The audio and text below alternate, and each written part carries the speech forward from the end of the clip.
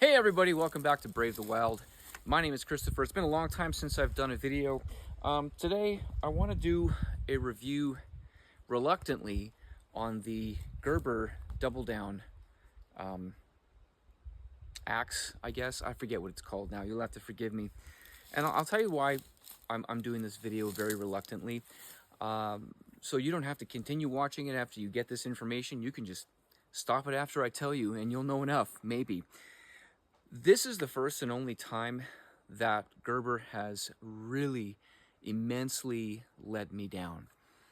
Here in Canada, this axe is extremely expensive. It's $400, which is insane, but I have been a loyal Gerber customer for many years. I've got lots of their knives.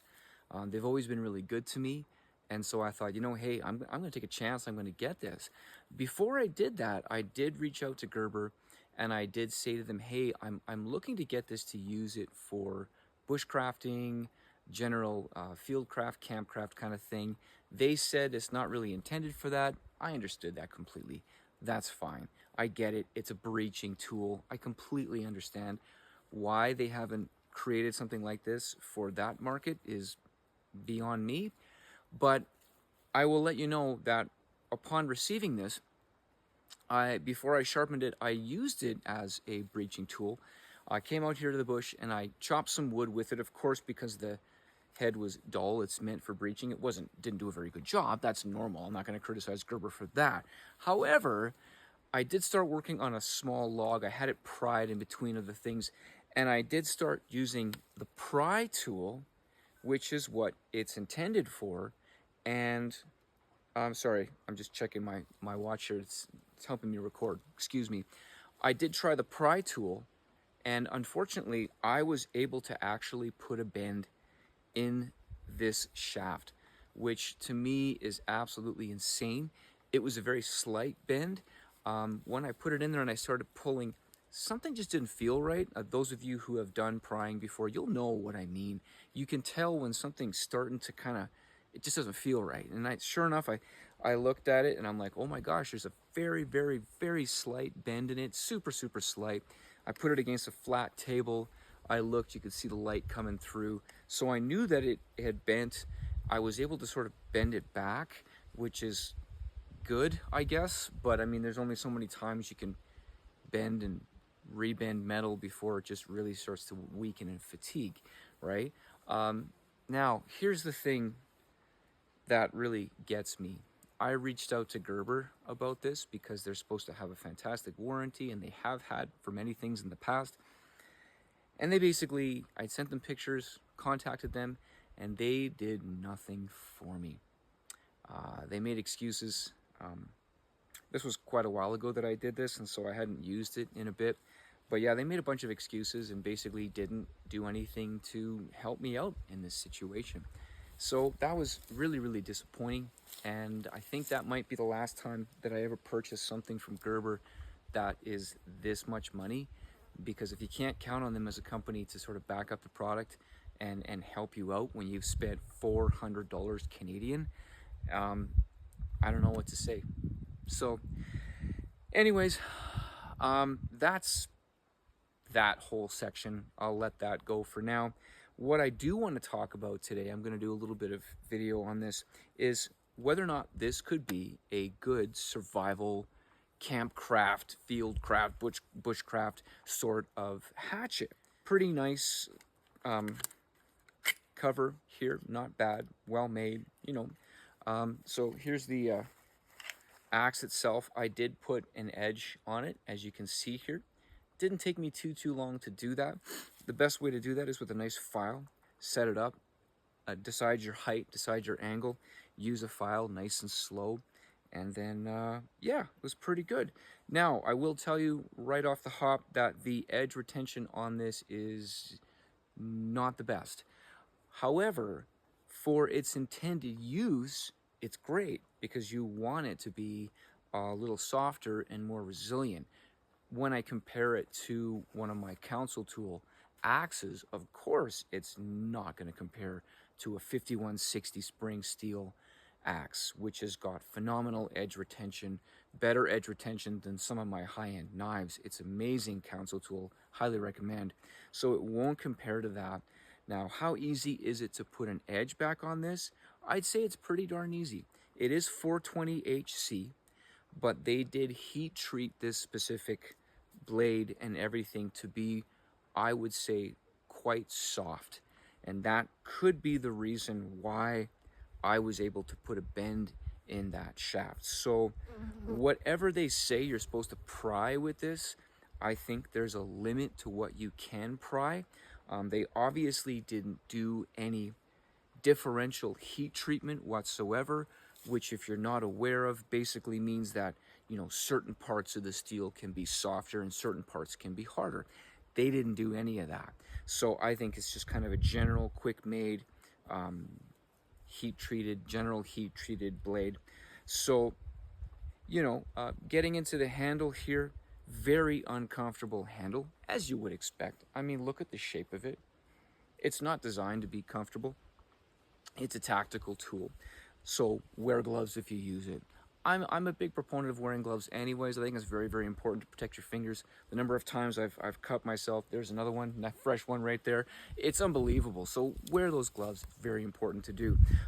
Going into the hammer, hammer works really nice. I like it. It works great. The thing I like about this, when I'm hammering with this, unlike some of my axes, I never need to worry about, is the axe head going to loosen from the hickory handle? Is any of that going to happen? No, definitely not. So as far as durability goes and survival ability, I know that's not a word. This is great in the sense of it's sort of a no-brainer design.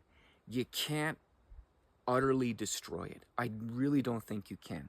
Yes, I put a slight bend in it. I don't feel like I could have put more. Maybe that was just the limit, but if I had to survive with this, I think I'd be okay. Another thing to keep in mind too, when comparing this to a regular axe, of course, as I'm sure you can tell, the thickness throughout the entire thing is relatively similar, which means that the balance is going to be really quite even, as you can see here. Very, very even. We're pretty thick on this end. So as far as getting that, you know, that gravity in your favor when you're chopping with it, you're not going to get that as well as this, as well as you would on a regular axe, of course, because your hickory handle is going to be a heck of a lot lighter than your axe head for the most part. So that's another downside right there. As far as using this, we're going to get into some footage. I'm just going to roll some stuff for you guys. You can take a look. You can decide for yourselves and see if you like it. All right, guys, we're back. We've got some very hard aspen, and it is old aged aspen, so it is going to be pretty tough to chop. This is going to tell us how we're doing. The edge right now is relatively sharp. I wouldn't say that it's super shaving sharp right now. I'm getting a little bit, but it's not bad. So here we go. Let's go for it.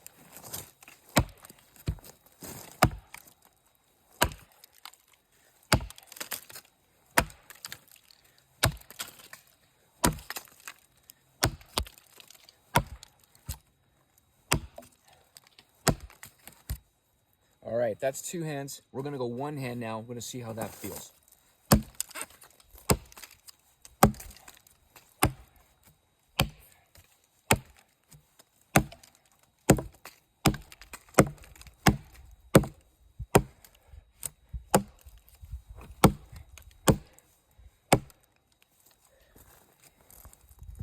All right, as you could tell, chopping this way was a lot more difficult than chopping that way. Two-handed chopping, really tough to do. I had the handle here and here. This hurt. So you're gonna want your gloves for sure with this. But in all honesty, I think it did a pretty darn good job. Still feels relatively sharp. Let's go on to some more tests.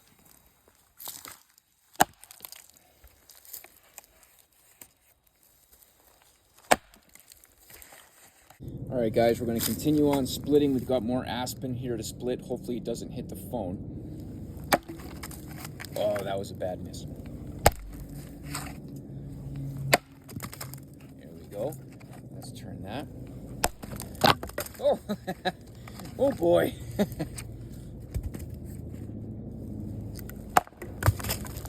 There it is. That's pretty dead stuff. We're gonna try some more though. All right, guys, we're gonna do some more chopping on this one here. Just changing my angle. We're gonna try something a little bit different. Just a one-handed chop, nice and supported. And we're gonna rotate. Just like that.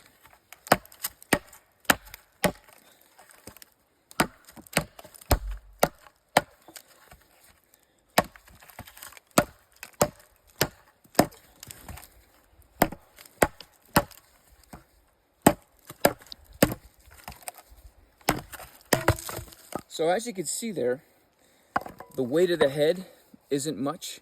So I'm just basically changing the style that I'm chopping here to compensate for what I'm losing in the head. So what we're gonna do now is a little bit of batoning. Let's give it a shot.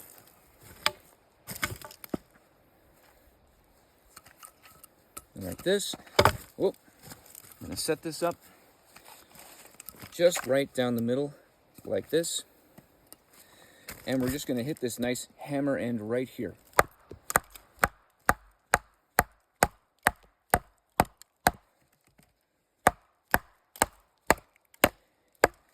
You see, I think that worked out pretty darn good.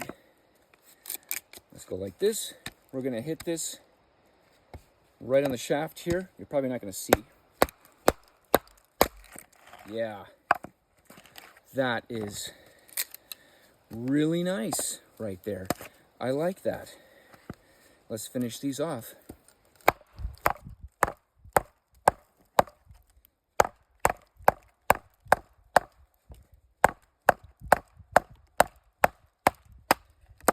That was a bit tougher.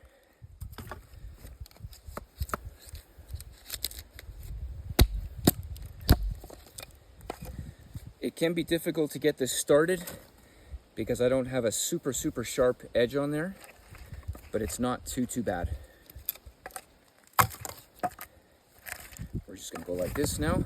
Hold this one. Try this out. There you go. That works nice.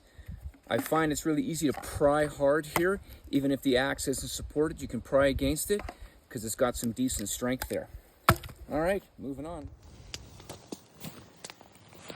Hello everybody, welcome back to Brave the Wild. Got a fire going here with the help of the Gerber Downrange Tomahawk. Finally got the name right this time. Anyways, we're gonna continue the test that I started a long time ago and I haven't had a chance to finish. So what we're gonna do now is I've been using this for about 2 hours straight and it's pretty dull, but it's actually not that bad. It's really not that bad. It has a couple of hairline chips in it, very small, but I was hunting for fat wood, and when you're hitting wood that's got a hardened resin, that is gonna chip some blades. That's really hard stuff. So overall, it's holding up quite well. I would say that so far, I would rate this as a good, very good survival tool, actually. And I'll get into more details later about that. Yeah, it's funny when I think about how Gerber treated me with the issue that I had. I kind of wanted to hate the Tomahawk. But then as I used it, I was like, you know, I was liking it more and more. But there's certain things that I want to do. So expect some modification videos coming up in the next little while. All right, here we go. Let's do some fine stuff. See how it feather sticks. So I kind of like the way you can hold this. The handle isn't too heavy, so I don't feel like... Well, the balance is decent. I'm not sure what I'm trying to say, but you know what I mean. The balance is decent.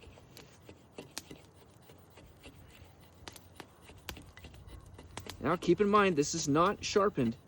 This has been used for 2 hours straight, and I haven't sharpened it once.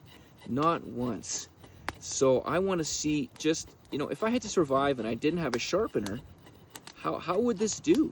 You know, would it get me through a night of making a fire, getting things prepared? Could it do that? Could it do a little bit of fine work? I mean, obviously, I'm not expecting this to be incredible in regards to fine work, but, you know, it needs to be able to at least do this decent. And you know, from what I can tell, and I think from what you can tell as well, if it's even in frame, is that this isn't too bad. You know, it's thicker than I'm used to, but if I had to, I think I could throw a spark down on that, and I think I could have some success. Of course, you know, if you have a nice corner like this, it'll end up even better. So, you know what? Wow, that's not bad.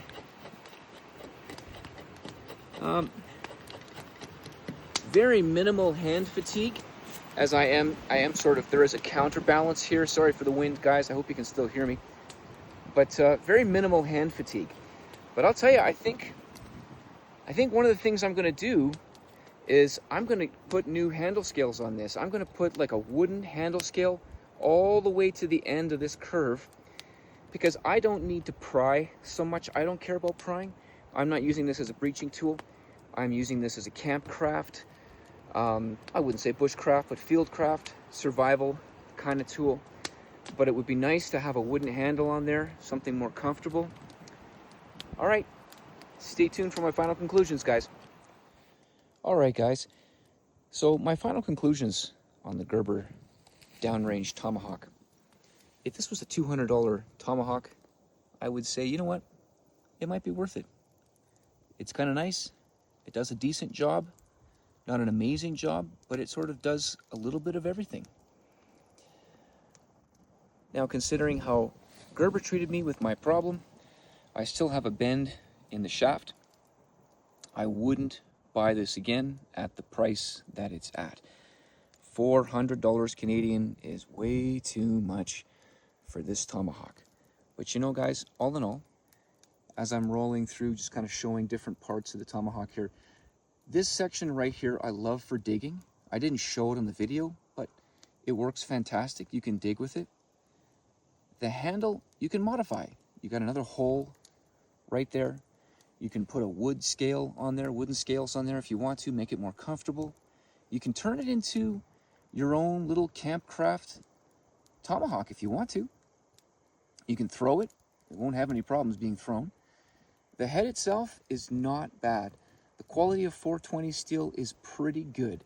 It's definitely not as the same heat treat as their Gerber Strong Arm, the other blades that they're using 420 HC, but it's a very resilient heat treat. It's strong. It didn't really chip very much. I'm trying to get really close so you guys can see.